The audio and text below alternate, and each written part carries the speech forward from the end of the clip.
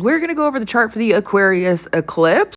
So get ready. This is either what you should look for before the eclipse and or if you integrated information during the eclipse, what to look for afterwards. So here we go. One of the more interesting things I think is we're going to see is coming from this Jupiter down here. That's retrograde in Cancer, which is ruled by the eclipse over here where the sun and the moon are in Aquarius. Now, the reason I think that this Jupiter retrograde in Cancer is going to do some funky stuff is because Jupiter, while it rules over our luck, it also has to do with seed work. So if you have noticed that you have been consecrating death or going through removals or you've been practicing harvest work, you've been getting rid of stuff really in simple terms, this eclipse that we are having over here in Aquarius is also going to be directly affecting this Jupiter retrograde in Cancer, which means we're going to see some pretty massive changes when it comes to death work, harvest work, those sorts of things. If you've been clearing things out, we're done.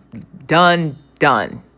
Capital D-O-N-E, done. Okay, all of them caps. We're finished. The other thing about this that I think is pretty interesting is if you look up here, you're going to see the dark moon, aka Lilith, which is in Sagittarius, being ruled by that Jupiter retrograde in Cancer. So not only is our bright light luck, the stuff that we can see really directly, not only is that changing, we are also seeing the luck of the dark mothers, the altar mothers, the shadow mothers, the unseen mothers, the goddesses, and also Lilith very directly, okay? We're seeing the luck of them change, which we've been focusing on justice work with them since, October of 2023 and 2024 with the Libra eclipses in the fall, especially 2024. That's when the dark moon moved into the Libra eclipse energy. And really, if you want to get super specific, the Venus retrograde that we had in 2023, I guess that's also true. But anyways, moving back to this time period, okay?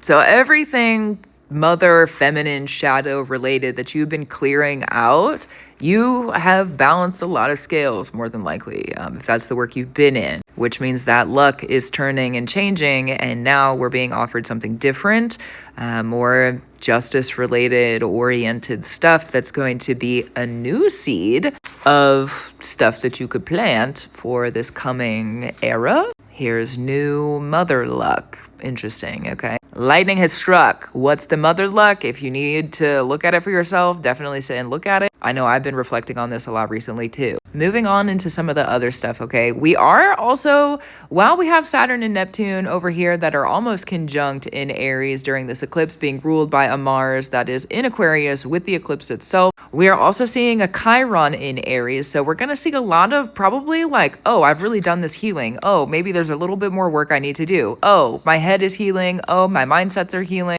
I've elevated my mind. I've healed my mind. Congratulations. And also at the same time, there's a little bit more work to do. I can see the progress I've made, and I can also maybe see the ending of this healing chapter, etc. Especially since we have Chiron moving into Taurus this year for the final time. So that's going to be a little different. We're going to talk about that in totality in another video. But just to note, this eclipse is going to highlight some of the healing stuff, both within mother and father wounding, again, with the dark mother, Lilith placement, the dark moon Lilith placement, and then we also have Chiron. So dad, mom stuff. You clear it out? Did you do a good job? Good for you. Congratulations. We get to move the heck on. Thankfully.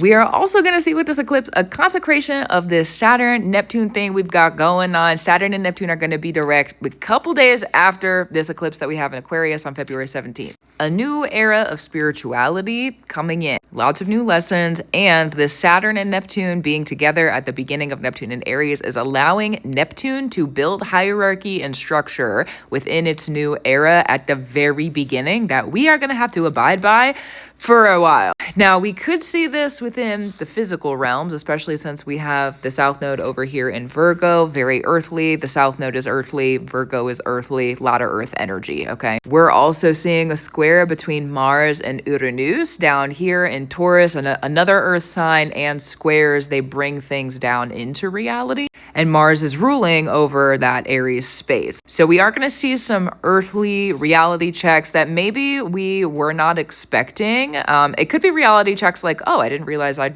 done that and became victorious in that. Oh, cool. Could also be reality checks of depending, I mean, it is Saturn, okay? We know the stories about Saturn, so it depends on where you're at in your life. Make it be as easy as possible for you, especially if it is hard, okay? So reality checks just gonna be a part of that, and it's gonna be kind of unpredictable. Uranus, unpredictability, Aquarius, chaos stuff, and they're squaring each other. So just get ready for something that you have been sort of expecting, but also very unexpected. And if you've been hearing the whispers in the wind, okay, that you haven't addressed yet, that would be the part that maybe would be a little bit scary. But if you've been listening to your spirits and you've been listening to your dreams and you've been tapped in, then don't worry about it. You're probably prepared and ready to go. Okay, let it flow. Back to the Saturn and Neptune thing. We are going to see, because of the crossing over of this Jupiter that we have down here, and then also the Saturn and Neptune, the consecration of that Jupiter look that I was talking about at the beginning of the video, we're going to see kind of a weird change with our spiritual practices.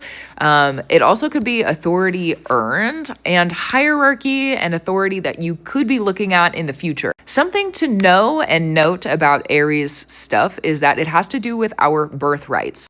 Literally in spirit, Neptune, okay, what were you born to be? And with Saturn in the highest position of that hierarchy. Okay, just let that sink in for a second. That's a lot of work. Okay, that's a lot of work. And that's for the entire era of Neptune in Aries, and by no coincidence, Pluto in Aquarius being at the beginning-ish of its era as well. And this eclipse being in Aquarius. Kind of a lot, guys. The birthrights, spiritual birthrights. The top position of that hierarchy, you're getting to the top of the tree, the top of the mountain, the higher. Where are you going? Check in with you and your spirits, because it's going to be a big alter, a big alteration. Who are you really, really, really, really, really supposed to be in the spirit? And what does that look like on a physical level?